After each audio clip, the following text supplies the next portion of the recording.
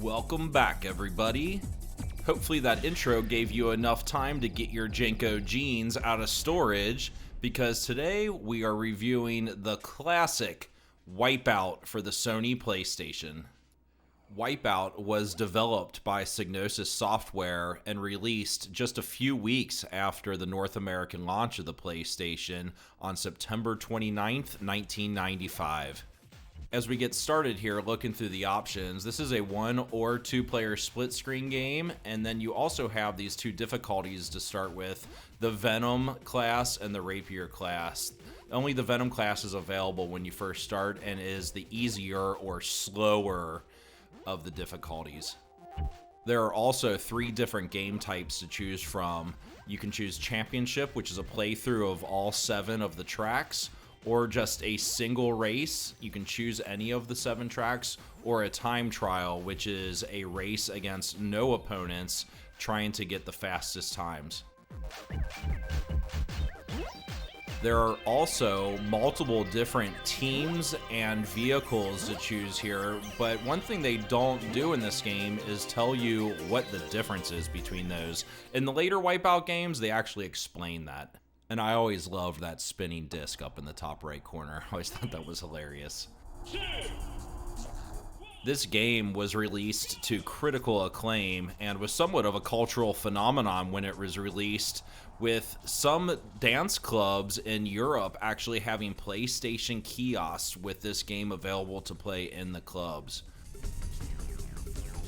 It features an original EDM or techno soundtrack from Cold Storage, with tracks by Left Field, the Chemical Brothers, and even Orbital appearing on some versions of the game. You race around these very winding tracks in these anti-gravity ships. And this was actually a controversial part of this game because it was panned for the physics in the game.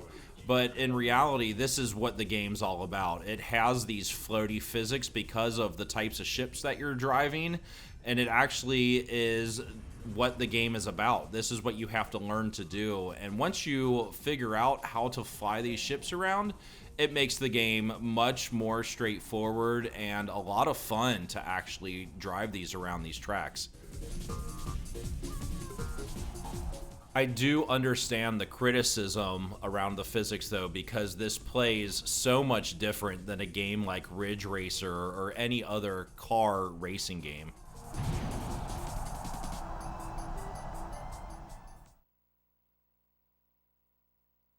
We're into the second race here. I'm just showing one lap from each of the tracks, but as I'm going through these races, you'll see me drive over a blue arrow on the track. They're all over the place.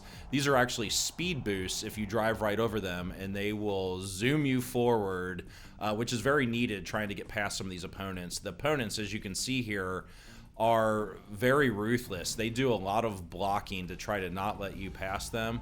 So going over the speed boost can really help you get past them quickly. You'll also see me driving over some different colored shapes on the track, and those are actually a variety of different weapons. You can get homing missiles, a shockwave, just regular missiles. There's bombs that you can drop behind you, and then there's some also turbo boost, which I have right here. And once you hit that, it just launches you forward very fast.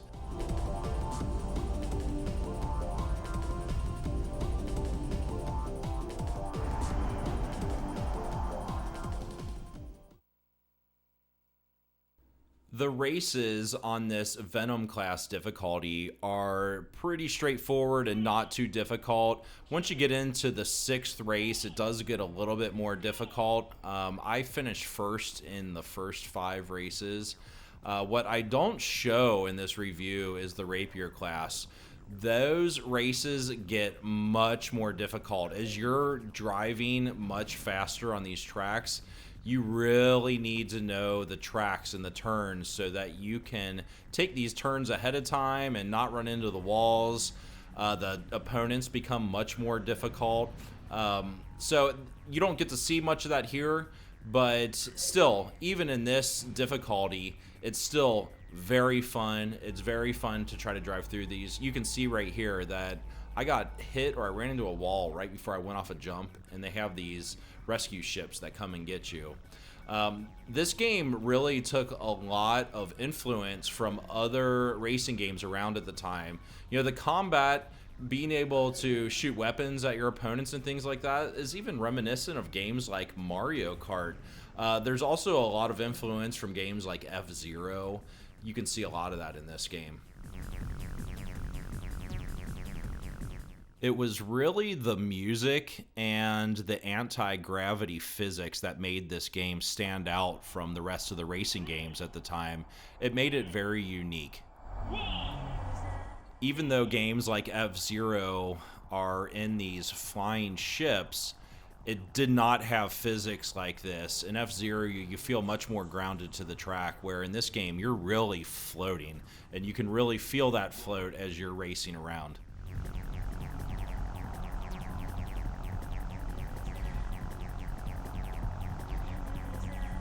I really loved this game as a kid. I bought this as soon as it came out, and I have fond memories of me in my bedroom trying to get fastest lap times on many of these tracks.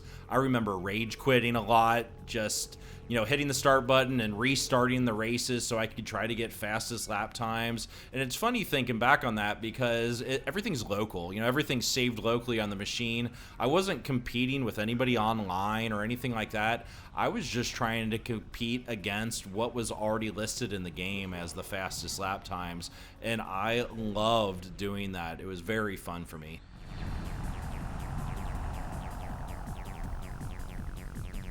And as is typical for most racing games, these tracks get more and more difficult as you progress. Like I said, there's only 7 tracks. One of them is a hidden track that you unlock after finishing the 6th race. The 7th track is actually a race on Mars, which is quite interesting.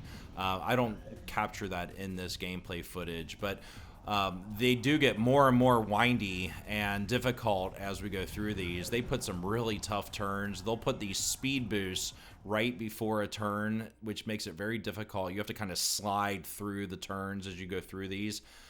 There's also, in the controls, it's not just turning. You have a left and right air brake on the triggers, which can help you maneuver around some of these turns more quickly. It does slow you down a bit, but on some of these turns, you have to do it to be able to make it around the turns. You can see this opponent racer here just blocking me through this section of the track. That can be very frustrating, but obviously that is part of racing. But it seems like they know where I am much better than I know where they are when they're behind me. So it does seem a little cheap sometimes when they're blocking you like that. And I played some of the other Wipeout games, and I don't think they do the same things in those games. I feel like they're not quite as brutal trying to block you going through these races. And these tracks do get more varied as we go through this. You could see before there was a split in the track where you can go left and right. That becomes more common as you go along in these. And like I said before, they get much more windy. There will be bigger jumps to go off of. Going off the jumps can be dangerous sometimes because you can actually go off the track and you have to get one of those rescue drones to save you. But, you know, in general, the tracks are very cool. One thing you'll notice in this game, and I'm sure you've picked up on as we've been going through this, is the draw distance in this game. It's terrible.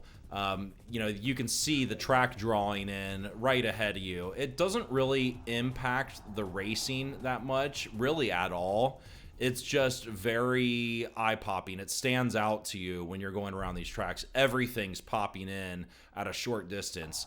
In the later Wipeout games after this, that wasn't nearly as much of a problem. They look a lot better than this game in that regard. And that makes sense. You know, they're going to be more advanced graphically. They had better control of the PlayStation hardware itself once they were releasing the later games. You know, this game being so close to the launch of the PlayStation, it was very early, and they didn't quite have a handle on the technology yet.